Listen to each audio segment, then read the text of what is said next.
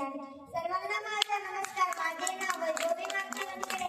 आज मी आपणासमोर भारताच्या स्वातंत्र्य संग्रामातील प्रमुख नेते सत्य व अहिंसेचे पूजन महात्मा गांधी राष्ट्रपिता यांच्याविषयी बोलणार आहे. महात्मा गांधीजी हा शब्द कानावर पडतात आपल्याला आठवते ते म्हणजे डोळ्यावर चष्मा, हातात काठी आणि अंगावर पांढरे शुभ्र वस्त्र. जीवन जगले देशासाठी, देशच होता त्यांचा प्राण. जीवन जगले देशासाठी, देशच होता त्यांचा प्राण. स्वातंत्र्य केली भारत माता ते गांधीजी फार मानते गांधीजी फार. राष्ट्रपिता महात्मा गांधी यांचे पूर्ण नाव मोहनदास करमचंद गांधी असे होते. महात्मा गांधी यांचा जन्म 2 ऑक्टोबर 1869 रोजी गुजरातमधील पोरबंदर या गावी झाला. त्यांच्या वडिलांचे नाव करमचंद व आईचे नाव पुतळीबाई असे होते. महात्मा गांधी यांचे प्राथमिक शिक्षण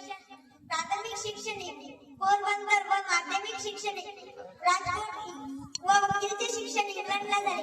त्यावेळी इंग्रजांचे राज्य करत होते. ते भारतीयांना अपमानास्पद वागणूक देत होते. मी जाता जाता एवढेच बोलते की ज्यांनी लिहिली पारतंत्र्य मुक्तीसाठी गाथा त्या राष्ट्रपित्याच्या चरणी विनम्र माझा माता. त्या राष्ट्रपित्याच्या चरणी विनम्र माझा